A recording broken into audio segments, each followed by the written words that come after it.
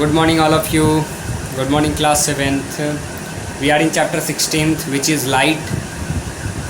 And today I am going to teach you about a spherical mirror. So, plane mirror is completed, and now I am going to start a spherical mirror.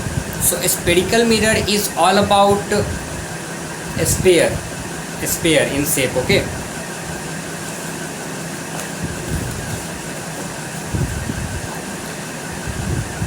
the curved surface of a spoon act as the reflecting surface, but its reflecting surface is not flat. So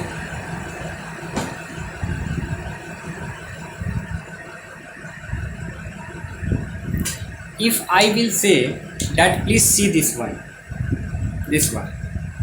is the reflecting surface. If the surface of this glass is flat, no, it is not flat. It is not flat.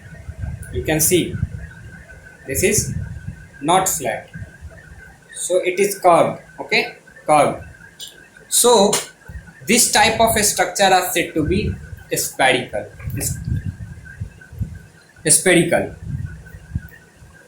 You can also see with the help of a spoon. You can see figure this one.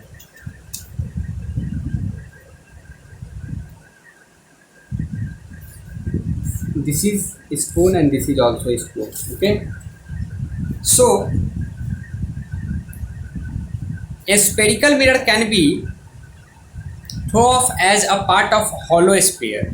Okay, so if this is hollow sphere, if we cut it, and the part which we cut is said to be a spherical mirror,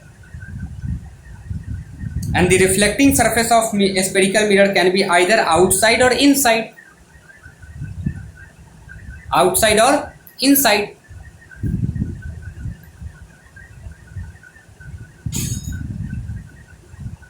If the reflecting surface is on the inside, then such mirror are said to be concave mirror.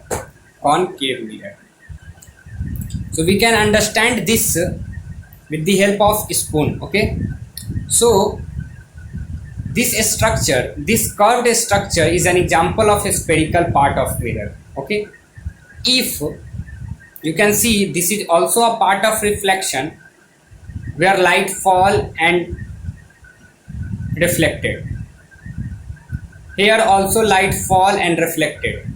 Okay, so if image formed outside part of a spoon, then it's said to be convex mirror, and if image formed inside the spoon, then it's said to be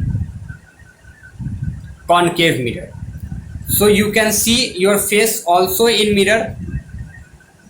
Okay, in both way.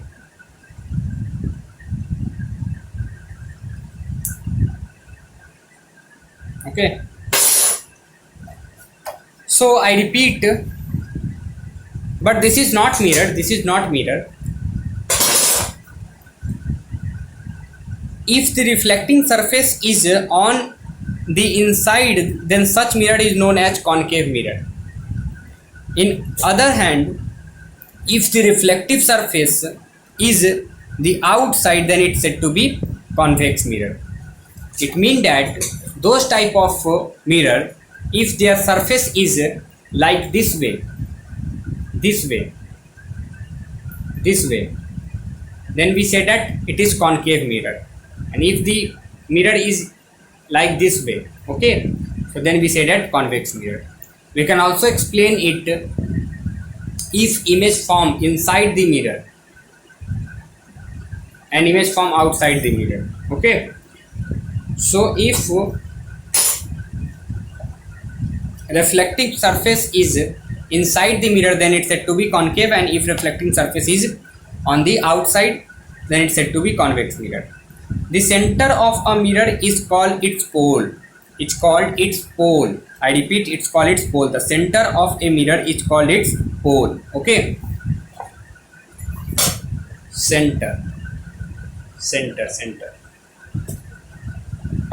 The center of the sphere of which is known as center of curvature. Okay. Let us see. See, this is pole.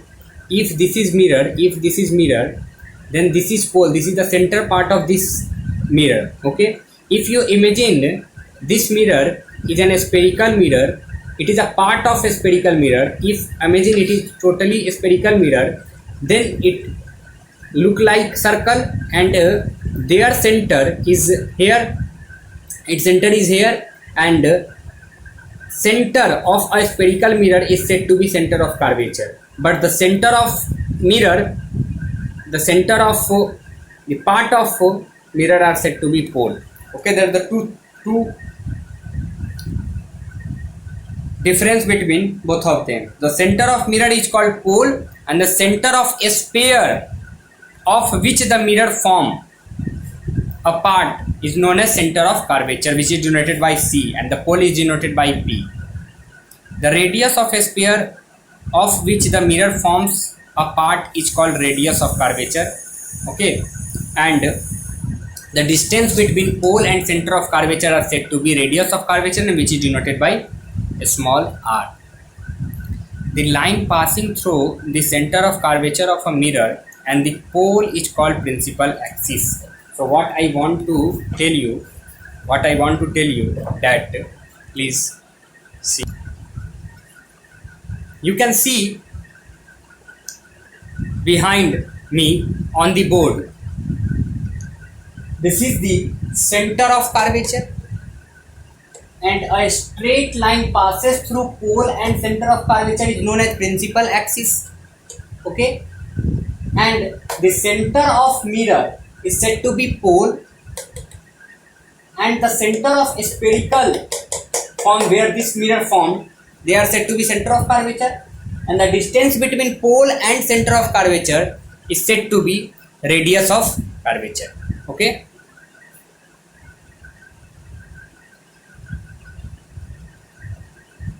Thank you.